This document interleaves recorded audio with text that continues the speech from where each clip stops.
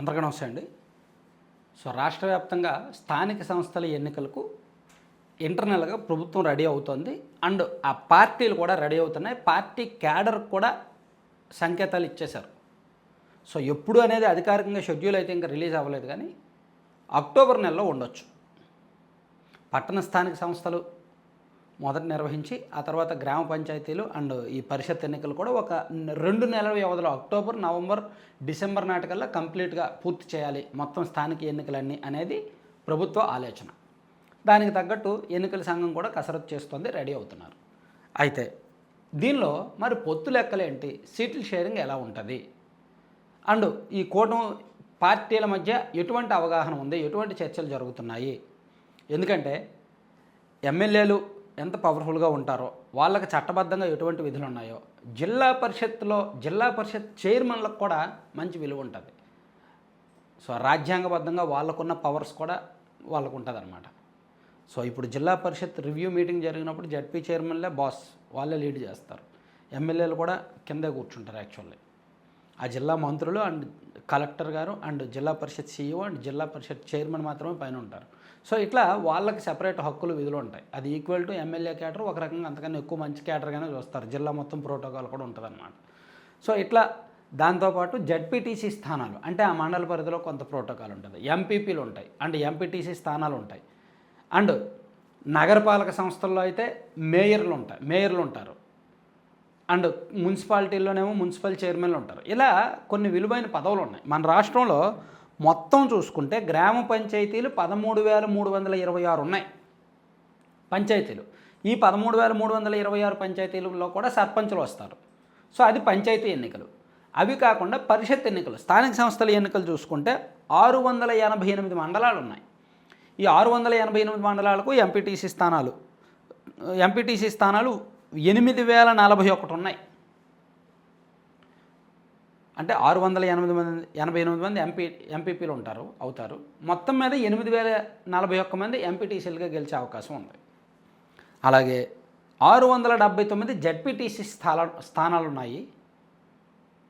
And 29 ZP chairman స్థానాలు ఉన్నాయి వారి నుంచే. అండ్ మున్సిపల్ కార్పొరేషన్లు 17, అంటే 17 మంది మేయర్లు. మున్సిపాలిటీలు 78 అంటే మున్సిపల్ చైర్మన్లు 78. అండ్ నగర పంచాయతీలు 28, దీనికి కూడా చైర్మన్లే ఉంటారు. సో ఇలా స్థానిక సంస్థల్లో కీలకమైన పదవులు ఊరిస్తున్నాయి.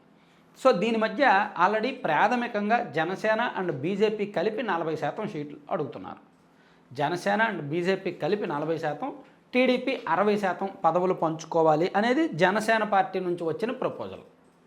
కానీ జనసేన పార్టీకి 25%, బీజేపీకి అరౌండ్ వాళ్ళ బలాన్ని బట్టి 7 నుంచి 8% సీట్లు ఇవ్వడానికి టీడీపీ చెప్తుంది. అంటే రెండు పార్టీలకు కలిపి ఒక 33 నుంచి 35% వరకు ఇవ్వచ్చు, ఇస్తాము అనేది టీడీపీ నుంచి లెక్కలు. ముఖ్యంగా జనసేన పార్టీ ఫోకస్ పెట్టిందేమో ఉమ్మడి కృష్ణా జిల్లా నుంచి ఉమ్మడి విశాఖపట్నం జిల్లా వరకు ఎక్కువగా వాళ్ళు ఫోకస్ పెడుతున్నారు. సో ముఖ్యంగా పశ్చిమ గోదావరి జిల్లా పరిషత్ చైర్మన్ కానీ, అండ్ రాజమండ్రి, తూర్పుగోదావరి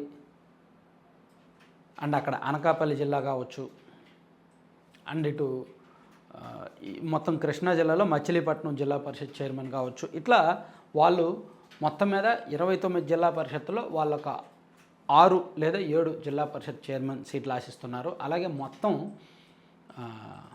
78 మున్సిపాలిటీలు ఉన్నాయి కదా, ఆ 78లో జనసేన పార్టీ 30 అడుగుతున్నారంట. సో దానిలో కొన్ని చర్చలే జరుగుతున్నాయి. అండ్ కార్పొరేషన్ ఇది నగరపాలక సంస్థ మేయర్లు ఉంటారు కదా, మేయర్లు మొత్తం 17 ఉంటే అందులో జనసేన పార్టీ వాళ్ళు 7 అడిగారంట. జనసేన బీజేపీ కలిపి 7 అడిగారంట. 5-2లా తీసుకోవడానికి అక్కడ కూడా కొంత చర్చ జరుగుతుందన్నమాట. సో ప్రస్తుతానికి పార్టీలు ఇంటర్నల్గా రెడీ అవుతున్నారు అండ్ క్యాడర్ కూడా సంకేతాలు ఇచ్చారు. అయితే ఈలోగా అభివృద్ధి పనులు జరగాలి అండ్ పనులు చేసిన దానికి బిల్లులు రావాలి. ఈ కూటమి ప్రభుత్వం అధికారంలోకి వచ్చాక చాలా పనులు జరిగాయి, ఆ పనులకు బిల్లులు రావాలి. అండ్ పార్టీల మధ్య సఖ్యత రావాలి. కొన్ని చోట్ల కొన్ని నియోజకవర్గాల్లో, ఉదాహరణకు తాడేపల్లిగూడెం అండ్ నెల్లిమర్ల అండ్ తెనాలి, పోలవరం, పాలకొండ, ఇలా కొన్ని నియోజకవర్గాల్లో టీడీపీకి జనసేనకి మధ్య విభేదాలు వచ్చాయి. సో ఆ విభేదాలు ఉన్నాయి కాబట్టి స్థానిక సంస్థల్లో ఒకరినొకరు సహకరించుకునే అవకాశం కనిపించట్లా. అలాంటి చోట్ల ఏం చేయాలి? సో అక్కడ ఏదైనా ఒక కమిటీని వేసి, 2 పార్టీల తరఫున ఒక కమిటీని వేసి ఆ కమిటీ నేతృత్వంలో సీట్ల పంపిణీ జరగాలి అని భావిస్తున్నారన్నమాట. సో ఖచ్చితంగా కొన్ని చోట్ల టీడీపీకి జనసేనకి విభేదాలు సహజమే.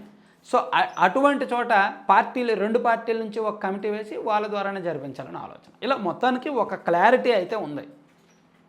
ఎవరు ఎన్ని సీట్లు తీసుకోవాలి, ఏ సీట్లు తీసుకోవాలి అనే ఒక క్లారిటీ మీద అయితే ఉన్నారు. జనసేన పార్టీకి ముఖ్యంగా స్థానిక సంస్థలు కీలకం కాబోతున్నాయి. సో పార్టీ ఆవిర్భావం తర్వాత ఇప్పటి వరకు వాళ్ళు పూర్తి స్థాయిలో స్థానిక సంస్థల ఎన్నికల్లో ఇన్వాల్వ్ అవ్వలేదు. గత స్థానిక సంస్థల ఎన్నికల్లో అక్కడక్కడ పోటీ చేసినప్పటికీ అంత ప్రతిష్టాత్మకంగా తీసుకోలేదు. కానీ ఇప్పుడు ప్రెస్టీజియస్గా తీసుకుంటున్నారు అండ్ పూర్తి స్థాయి లీడర్లు రెడీ అవుతున్నారు. ఎన్నికల్లో ఎమ్మెల్యే సీట్లు రాని వాళ్ళు అండ్ సీట్లు త్యాగం చేసిన వాళ్ళు, గ్రౌండ్ లెవెల్లో ప్రజాక్షేత్రంలో బలంగా తిరిగిన వాళ్ళు, జడ్పీ చైర్మన్ లాంటి సీట్లు, జడ్పీ వైస్ చైర్మన్ లాంటి సీట్లు ఆశిస్తున్నారు. ఇలా అంటే ఎక్కువగా జనసేన పార్టీ ఇన్ఛార్జీలు కొంత పదవి ఆశిస్తున్నారనమాట. అండ్ కొన్ని చోట్ల టీడీపీ జనసేన వాళ్ళకి ఎమ్మెల్యే సీట్లు ఇచ్చి టీడీపీ వాళ్ళు కొంతమంది సీనియర్లు సీట్లు వదులుకున్నారు కదా, వాళ్ళు కూడా జడ్పీ చైర్మన్ సీట్లు ఆశిస్తున్నారు. ఇలా ఓవరాల్గా ఒక సందడి అయితే నెలకొంది. ఒక చర్చ, సానుకూల చర్చ అయితే జరుగుతుంది 2 పార్టీల మధ్య కూడా ఇంటర్నల్గా.